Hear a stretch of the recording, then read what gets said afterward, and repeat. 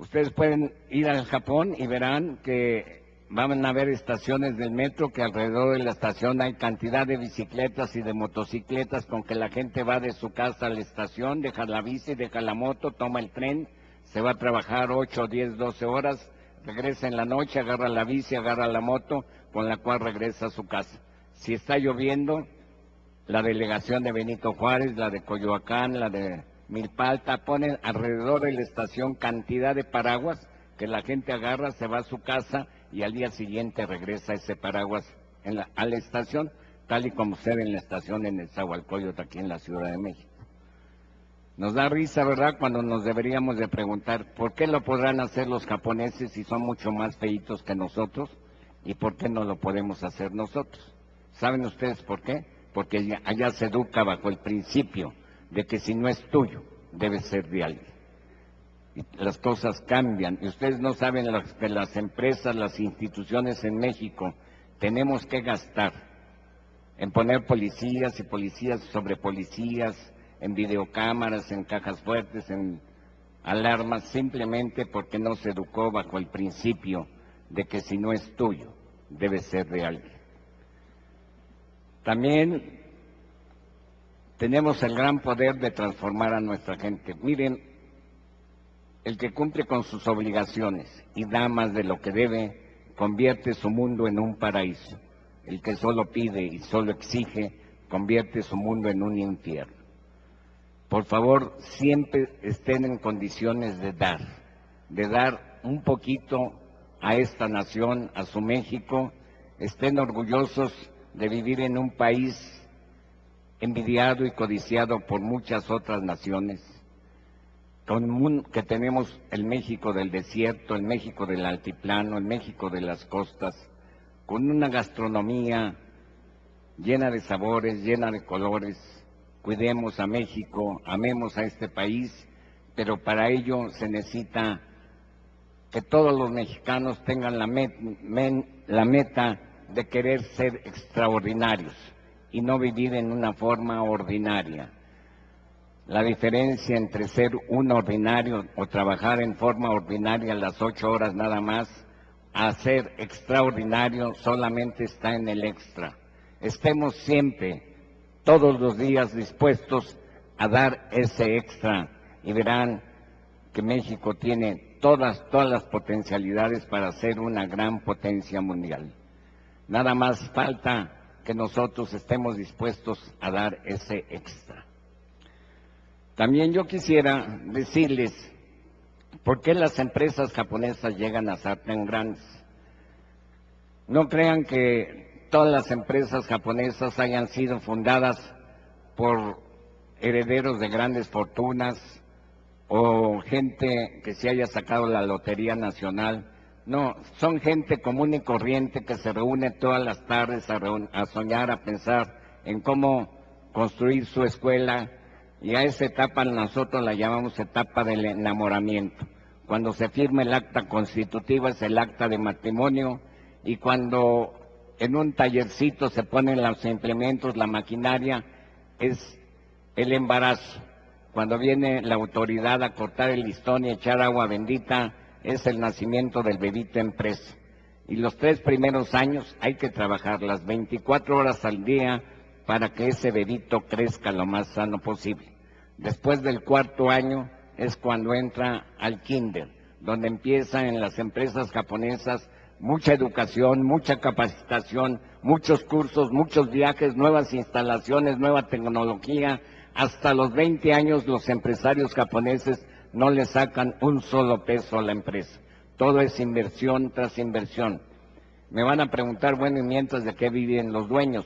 Los fundadores, vivimos de una regla moral de 1 a 7. Si yo no puedo pagar más que 1,000 pesos al de menor jerarquía, la empresa nada más me puede pagar a mí 7,000. Si yo le pago 5,000 al de menor jerarquía, la empresa me va a pagar a mí 35,000. Porque los pescados se pudren por la cabeza, nunca por la cola, señores. Entonces, siempre hay y también hacemos pipí y popó en los mismos baños. En Japón todos los dueños de las empresas hacen pipí y popó en los mismos baños.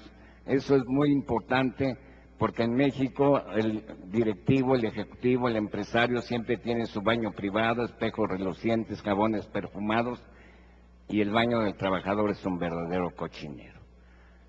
Estas pequeñas cositas hacen que el trabajador de México nunca se ponga la camiseta.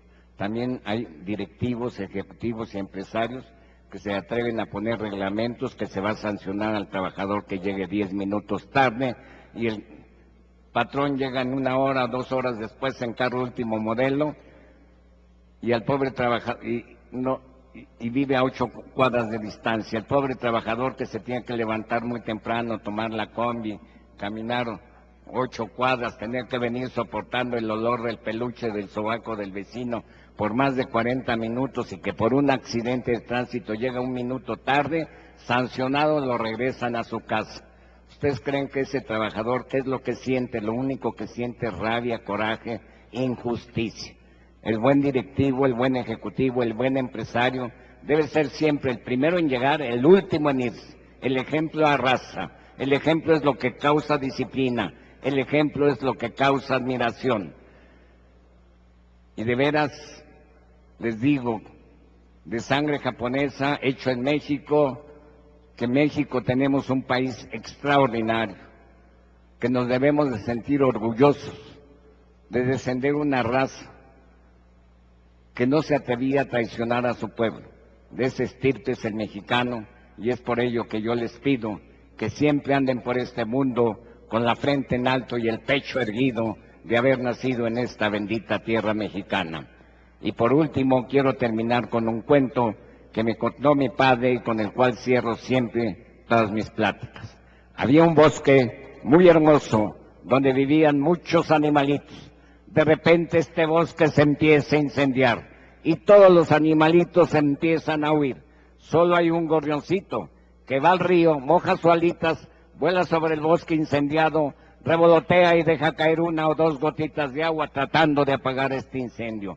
Va al río, moja sus alitas, vuela sobre las llamas, revolotea y deja caer 1 o 2 gotitas de agua. Pasa el elefante y le dice: gorrioncito, no seas tonto, huye, huye, huye como todos nosotros, ¿no ves que te vas a achicharrar?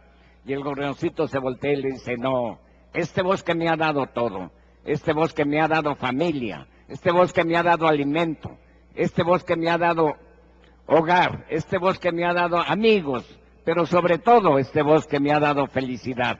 Y no va a importar que yo me muera, pero por simple lealtad voy a tratar de salvar a mi bosque. Y así va al río, moja sus alitas, vuela sobre el bosque incendiado, revolotea y deja caer 1 o 2 gotitas de agua.